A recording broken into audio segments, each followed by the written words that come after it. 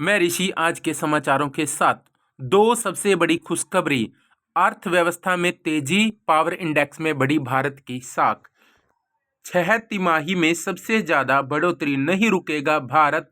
8.2% की रफ्तार से बढ़ी जीडीपी। मोदी बोले यह रिफॉर्म्स का नतीजा, आर्थिक सुधार जारी रहेंगे, ईज ऑफ लिविंग को करेंगे मजबूत। जीएसटी कटौती और अमेरिका टैरिफ के दबाव के बीच वित्त वर्ष 2025-26 की दूसरी तिमाही में जीडीपी विकास दर में जबरदस्त उछाल देखने को मिला है। अर्थव्यवस्था जुलाई सितंबर तिमाही में 8.2% की दर से बढ़ी है। पिछले वित्त वर्ष की इसी अवधि में 5.6% थी। जीडीपी ग्रोथ के आंकड़ों में उछाल इतनी बड़ी रही कि इसने जीडीपी के सारे अनुमानों को पीछे छोड़ दिया। ज्यादातर विशेषज्ञ 7 से 7.3% की वृद्धि का अनुमान लगा रहे थे। पिछली तिमाही की वृद्धि दर 5.6% थी।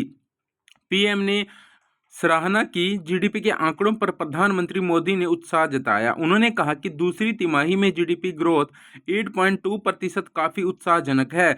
ये सरकार के बड़े फैसले और पॉलिसी रिफॉर्म्स का नतीजा है। दूसरी सबसे बड़ी खबर है कि भारत है वो तीसरी सबसे बड़ी ताकत बन गया है। अमेरिका पहले और चीन दूसरे स्थान पर है। 2025 में स्कोर 38.1 से बढ़कर 40 हुआ। जापान चौथे स्थान पर। ऑस्ट्रेलिया के थिंक टैंक लोवी इंस्टीट्यूट ने शुक्रवार को बताया कि भारत अब एशिया पावर इंडेक्स 2025 में दुनिया की तीसरी सबसे बड़ी ताकत बन गया है। रैंकिंग में अमेरिका पहले और चीन दूसरे स्थान पर है। रिपोर्ट के मुताबिक ये दर्जा तेज आर्थिक वृद्धि और बढ़ती सैन्य क्षमता के आधार पर मिला है। ऑपरेशन सिंदूर में भारत के प्रदर्शन ने भी डिफेंस रेटिंग बढ़ाने में अहम भूमिका निभाई है। 2024 में भारत 38.1 स्कोर के साथ मध्यम ताकत की श्रेणी में था। 2025 में स्कोर बढ़कर 40 पॉइंट हो गया, जिसके बाद भारत बड़ी ताकत की श्रेणी में शामिल हो गया। पाक 14.5 पॉइंट के साथ 16वें नंबर पर है। लिस्ट में भारत के बाद जापान चौथे नंबर पर है, जबकि पाकिस्तान 14.5 पॉइंट के साथ 16वें नंबर पर है। अमेरिका का कुल स्कोर 12 पॉइंट घटा है। एशिया पावर इंडेक्स 27 देशों का 131 पैरामीटर पर मूल्यांकन करना है। 6 से 9 दिसंबर तक पंचकुला में होगा IISF 2025। मुख्य सचिव अनुराग रस्तोगी ने की तैयारियों की समीक्षा। हरियाणा करेगा इंडिया इंटरनेशनल साइंस फेस्टिवल की मेजबानी। हरियाणा में जल्द लागू होगी नई city gas distribution policy. Haryana 6 से 9 दिसंबर तक पंचकुला में इंडेक्स इंटरनेशनल साइंस फेस्टिवल 2025 की मेजबानी करेगा। विज्ञान, नवाचार और प्रौद्योगिकी के इस उत्सव के लिए इस वर्ष का थीम विज्ञान से समृद्ध फॉर आत्मनिर्भर भारत रखा गया है। यह मिशन खुशहाली, आत्मनिर्भरता और टेक्नोलॉजी और इनोवेशन में भारत के ग्लोबल लीडर के तौर पर उभरने में विज्ञान की अहम भूमिका निभाने को रेखांकित करता है। मुख्य सचिव अनुराग रस्तोगी की अध्यक्षता में आज यहां हुई एक उच्च स्तरीय बैठक में साइंस फेस्टिवल को लेकर की जा रही तैयारियों की विस्तृत समीक्षा की गई। मुख्य सचिव ने निर्देश दिए कि आवास, सुरक्षा, परिवहन तथा मीडिया आउटरीच से संबंधित सभी जरूरी प्रबंध समय से पहले पूर्ण किए जाएं। प्रदेश को मिला एक और पुरस्कार। हरियाणा की शानदार झांकी नॉन स्टॉप फिल्मी हरियाणा को मिला बहुत बड़ा पुरस्कार। अंतर्राष्ट्रीय फिल्म महोत्सव में हरियाणा ने बिखेरी अपनी संस्कृति की छटा। राज्य की समृद्धि, संस्कृति, फिल्म विरासत और जीवन पहचान अब देश के साथ साथ पहुंचेगी वैश्विक मंच पर। महानिदेशक के मकरंद पांडुरंग ने दी अधिकारियों व कर्मचारियों को बधाई। सिनेमा पृष्ठभूमि के लिए हरियाणा को विशेष आकर्षक स्थल के रूप में स्थापित करने के लिए किए जा रहे विशेष प्रयास। पांडुरंग गोवा में आयोजित अंतर्राष्ट्रीय फिल्म महोत्सव IFFI 2025 में इस बार हरियाणा ने सांस्कृतिक भव्यता के साथ अपनी एक अनूठी छाप छोड़ी। पारंपरिक रंगों, लोक नृत्य, संगीत, इतिहास और आधुनिक फिल्मी उपलब्धियों को समेटे हरियाणा की झांकी ने न केवल दर्शकों का दिल जीता, बल्कि निर्णायक मंडल को भी गहराई से प्रभावित किया। और इसी का परिणाम रहा कि राज्य की आकर्षक और संजीव झांकी को महोत्सव में पुरस्कार से सम्मानित किया गया। गोवा में 20 से 28 नवंबर 2025 तक आयोजित 9 दिवसीय प्रतिष्ठित महोत्सव के पहले दिन 28 प्रतिभागियों ने अलग अलग थीम पर अपनी झांकियां प्रस्तुत की। अंतर्राष्ट्रीय फिल्म महोत्सव ऑफ इंडिया की ओपनिंग परेड में हरियाणा ने पहली शानदार राज्य झांकी प्रस्तुत की। दिल्ली पुलिस कांस्टेबल समेत 4 परीक्षाओं की तिथियां हुई घोषित। कर्मचारी चयन आयोग ने दिल्ली पुलिस कांस्टेबल, एग्जीक्यूटिव व हेड कांस्टेबल, मिनिस्ट्रियल समेत चारों भर्ती परीक्षाओं की तिथियां घोषित कर दी गई हैं। और ये भर्ती परीक्षाएं दिसंबर 2025 और जनवरी 2026 माह में आयोजित होंगी। चारों भर्तियों के तहत कुल 9,364 वैकेंसी भरी जाएंगी।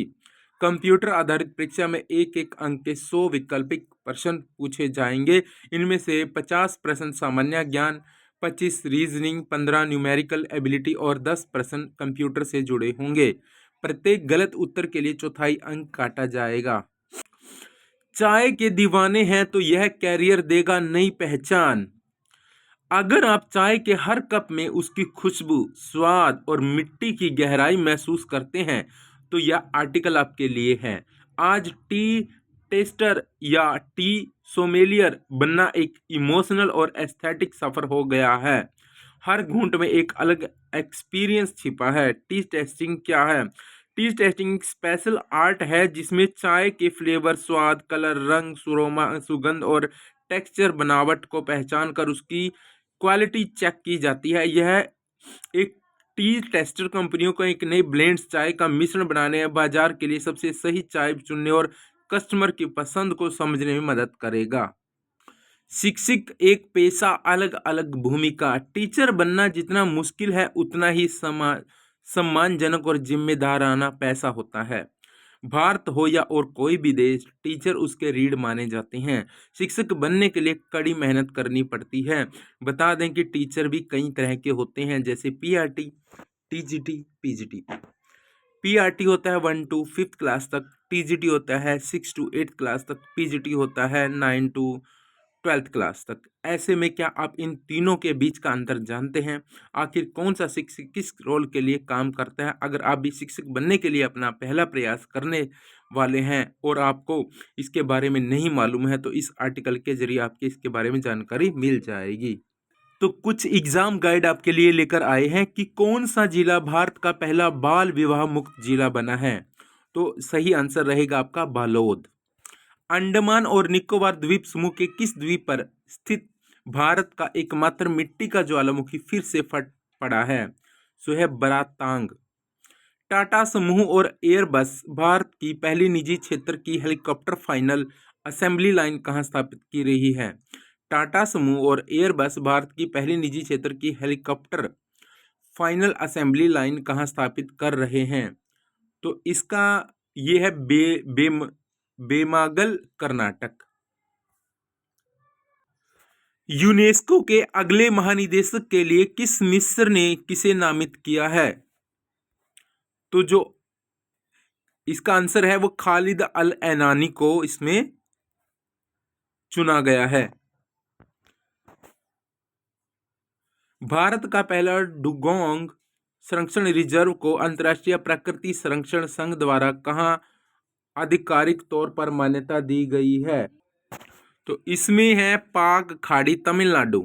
क्या था? भारत का पहला डुगोंग संरक्षण रिजर्व को अंतर्राष्ट्रीय प्रकृति संरक्षण संघ द्वारा कहाँ आधिकारिक तौर पर मान्यता दी गई है? तो पाक खाड़ी, तमिलनाडु। नेक्स्ट, 300 से ज्यादा अंतरिक्ष स्टार्टअप जगा रहे नई उम्मीदें। मोदी ने स्काई रूट के परिसर का उद्घाटन किया, रॉकेट विक्रम 1 का किया अनावरण। प्रधानमंत्री नरेंद्र मोदी ने ग्रह बृहस्पतिवार को यहां भारतीय अंतरिक्ष स्टार्टअप स्काई रूट के इन्फिनिटी परिसर का डिजिटल माध्यम से उद्घाटन किया और सरकार के ऐतिहासिक अंतरिक्ष सुधारों पर प्रकाश डाला। उन्होंने पेलोड के पृथ्वी को कक्ष तक ले जाने वाले कंपनी के एक पहले रॉकेट विक्रम 1 का भी अनावरण किया, जिसमें उपग्रहों को कक्षा में प्रक्षेपित करने की क्षमता है। प्रधानमंत्री ने अपने संशोधन में सरकार के ऐतिहासिक अंतरिक्ष सुधारों का जिक्र किया और कहा कि अंतरिक्ष क्षेत्र को निजी व्यक्तियों के लिए खोलने के परिणाम स्वरूप स्काई रूट और अन्य कंपनियों ऐसे नवाचारों के साथ सामने आई है। देश विदेश के निवेशकों की पहली पसंद बना हरियाणा नायब सिंह सैनी। भाजपा प्रदेश कार्यालय पंचकमल में विधि प्रकोष्ठ का सेमिनार हुआ। सीएम बोले कि प्रधानमंत्री ने भारत की अर्थव्यवस्था को $5 ट्रिलियन तक पहुंचाने का लक्ष्य रखा है। आत्मनिर्भर भारत नारा नहीं, 21वीं सदी का राष्ट्रीय संकल्प है, सीएम ने कहा। हरियाणा के मुख्यमंत्री नायब सिंह सैनी ने कहा कि विकसित भारत का लक्ष्य एक राष्ट्रवादी विचार, जन आंदोलन और राष्ट्रीय जागरण है। उन्होंने कहा कि हम अपने देश में बनी वस्तुओं का उपयोग करके ही देश को हर तरह से आत्मनिर्भर बना सकते हैं। आज हरियाणा देश विदेश के निवेशकों की पहली पसंद बन गया है। मुख्यमंत्री नायब सिंह सैनी को पंचकुला स्थित भाजपा प्रदेश कार्यालय पंचकुला में विधि प्रकोष्ठ के सेमिनार को संबोधित कर रहे थे। सेमिनार को भाजपा प्रदेश अध्यक्ष पंडित मोहन लाल बड़ोली, राष्ट्रीय सचिव अलका गुज्जर और संगठन मंत्री फरिंदर नाथ शर्मा ने संबोधित किया। हरियाणा सिर्फ एक बाजार नहीं है, यह विनिर्माण की महाशक्ति है, नायब सिंह ने ये बयान दिया। अब साइबर सिटी में बिकेगी टेस्ला, मुख्यमंत्री ने शोरूम का किया उद्घाटन। पिछले 11 वर्षों में निर्यात में 2 लाख करोड़ से अधिक की बढ़ोतरी हुई है। गुरुग्राम कुमार प्रवीण पंजाब केसरी। हरियाणा के मुख्यमंत्री नायब सिंह सैनी ने कहा है कि हरियाणा सिर्फ एक बाजार नहीं है, यह विनिर्माण की महाशक्ति है। यह ऑटोमोबाइल, आईटी और अन्य उद्योगों का बहुत बड़ा केंद्र है। मुख्यमंत्री ने कहा कि उन्हें पूर्ण विश्वास है कि टेस्ला भारत में अपना पहला इलेक्ट्रिक वाहन विनिर्माण संयंत्र हरियाणा में ही स्थापित करेगा और टेस्ला की अन्य संबंधित इकाइयां भी यहां लगेंगी। मुख्यमंत्री वीरवार को गुरुग्राम में टेस्ला इंडिया मोटर्स के देश के पहले ऑल इन वन केंद्र का उद्घाटन करने उपरांत उपस्थित जन को संबोधित कर रहे थे। हरियाणा भारत में स्टार्टअप की संख्या में 7वां बड़ा राज्य है। निवेश व उद्योग हितैषी नीतियों के साथ हरियाणा बना आशाओं और अवसरों की धरा। हट टू हट मॉडल पर हरियाणा कर रहा है काम। इंफ्रास्ट्रक्चर परियोजनाओं में गुणवत्ता पर कोई समझौता नहीं होगा, मुख्यमंत्री नायब सिंह सैनी ने यह बयान दिया। मुख्यमंत्री ने की क्वालिटी इंश्योरेंस अथॉरिटी की बैठक की अध्यक्षता की। मुख्यमंत्री ने युवा खिलाड़ी की मौत के बाद खेल परिसर की भी जांच की। राजेश जैन, चंडीगढ़। हरियाणा के मुख्यमंत्री नायब सिंह सैनी ने कहा कि इंफ्रास्ट्रक्चर परियोजनाओं में उपयोग होने वाली सामग्री की गुणवत्ता पर किसी प्रकार का समझौता नहीं किया जाएगा। उन्होंने चेतावनी दी कि यदि किसी ठेकेदार या अधिकारी द्वारा कार्यों की गुणवत्ता में कमी पाई गई तो उसके खिलाफ सख्त कार्रवाई की जाएगी। मुख्यमंत्री आज यहां Haryana quality insurance authority QAA की बैठक की अध्यक्षता कर रहे थे। बैठक के दौरान उन्होंने कहा कि जहां भी परियोजना के निर्माण में लापरवाही या कमी पाई जाए वहां QAA को आवश्यक कार्रवाई करने के लिए सक्षम बनाया जाए। विकसित भारत 2047 का मार्ग, vocal for local. Nayab Singh. मुख्यमंत्री ने चंडीगढ़ से आत्मनिर्भर भारत रेल यात्री संपर्क अभियान की शुरुआत की। हरियाणा के मुख्यमंत्री नायब सिंह सैनी ने कहा कि प्रधानमंत्री नरेंद्र मोदी के विकसित भारत 2047 के संकल्प को पूरा करने का रास्ता वोकल फॉर लोकल से ही होकर गुजरेगा। यह लक्ष्य तभी हासिल होगा जब देश में बनी वस्तुओं का अधिकतम उपयोग होगा और लोकल उद्योगों को बढ़ावा मिलेगा।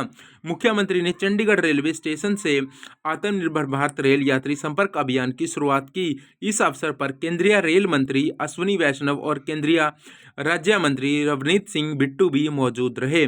यह अभियान प्रधानमंत्री मोदी द्वारा किए गए विकसित भारत 2047 और वोकल फॉर लोकल के आह्वान को आमजन तक पहुंचाने का एक महत्वपूर्ण प्रयास है। भारतीय नौसेना में कहां कहां मिलते हैं मौके? भारतीय नौसेना में बना सकते हैं आप career. Combined defence service exam. यह परीक्षा भारतीय सेना, नौसेना और वायुसेना के अधिकारियों की भर्ती के लिए यूपीएससी द्वारा आयोजित की जाती है।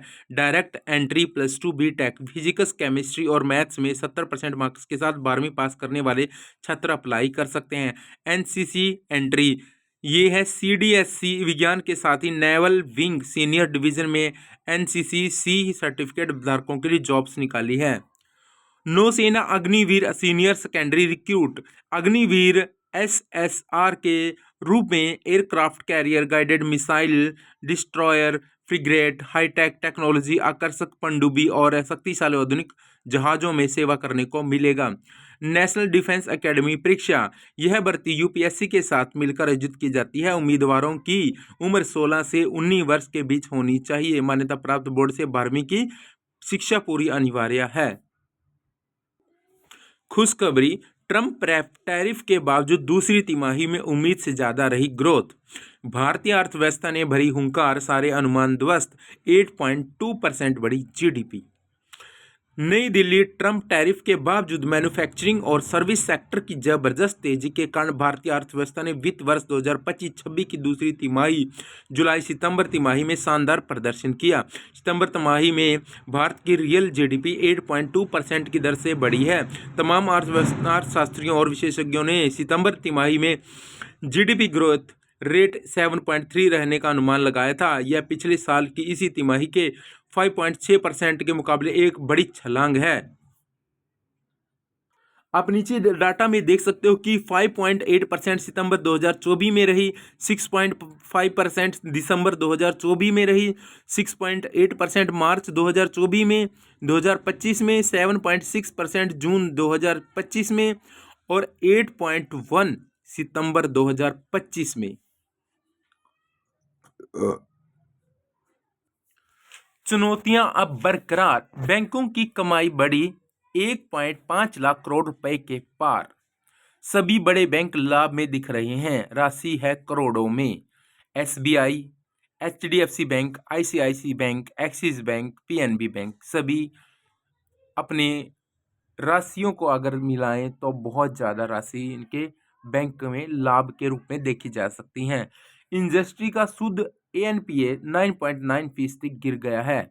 51% जो कम है वो उद्योग की सकल गैर निष्पादित परिसंपत्तियां 3.99 लाख करोड़ रुपए पर आ गई, जो एक साल पहले की तिमाही 4.49 लाख रुपए थे। ये 11% से अधिक कम है। और मुंबई भारतीय बैंकों के लिए एक और अच्छी तिमाही रही, जिसमें ऋण परिसंपत्तियों की गुणवत्ता उत्कृष्ट बनी हुई है। हर बैंक का शुद्ध लाभ भले ही आकर्षक ना हो, लेकिन पहली बार सूचीबद्ध निजी और सरकारी बैंकों का सामूहिक शुद्ध लाभ 2025-26 की सितंबर तिमाही में 1.5 लाख करोड़ रुपए का आंकड़ा पार कर गया है। इसे सालाना 4.4% की वृद्धि हुई। देश की संस्कृति के संरक्षण है युवा, राष्ट्रपति ने यह बयान दिया। 19वीं राष्ट्रीय जम्बूरी का समापन, राष्ट्रपति ने कहा युवाओं के सपने पूरा करना ही प्रगति का आधार है। राष्ट्रपति द्रौपदी मुर्मू ने कहा कि युवाओं के सपनों और आकांक्षाओं को पूरा करने की प्रतिबद्धता ही देश की प्रगति का आधार है। भारत विकास यात्रा के महत्वपूर्ण पड़ाव पर है। 2047 विकसित भारत का लक्ष्य सामने है। ऐसे में युवाओं के सपनों को आगे रखने से ही देश का विकास होगा। राष्ट्रपति शुक्रवार को लखनऊ में भारत स्काउट एंड गाइड्स की डायमंड जुबली तथा 19वीं राष्ट्रीय जम्बूरी के समापन समारोह को संबोधित कर रही हैं। राष्ट्रपति ने युवा शक्ति का आह्वान करते हुए कहा कि विकसित भारत के लक्ष्य को पार करने के लिए 65% जनसंख्या दृढ़ता से प्रयास करें। युवाओं को उचित मंच देने का प्रयास करें, जिसमें मेरा युवा जैसी पहल महत्वपूर्ण है। यह पहल युवाओं को सशक्त बनाने और उनकी ऊर्जा को राष्ट्र निर्माण की दिशा में लगाने के लिए समर्पित हो। अमेरिकी टैरिफ बेअसर, देश की आर्थिक रफ्तार ने चौंकाया। 48.63 लाख करोड़ जीडीपी का आकार स्थिर मूल्यों पर। भारत की आर्थिक रफ्तार ने अमेरिकी टैरिफ को बेअसर साबित करते हुए दुनिया को चौंका दिया है। सभी अनुमानों को पीछे छोड़ते हुए देश की अर्थव्यवस्था वित्त वर्ष की दूसरी तिमाही में 8.2% की दर से बढ़ी है। आरबीआई समेत कई संस्थाओं ने 7 से 7.7% की अनुमान लगाया था। पिछली 6 तिमाहियों में यह जीडीपी की सबसे तेज रफ्तार है।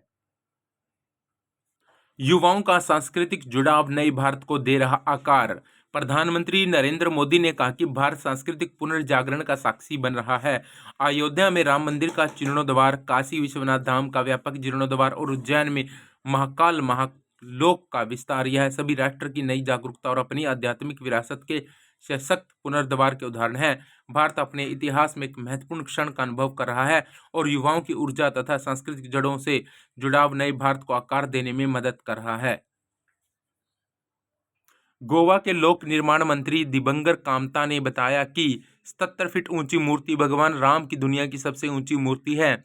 इससे गुजरात में स्टैच्यू ऑफ यूनिटी बनाने वाले मूर्तिकार राम सुतार ने बनाया है।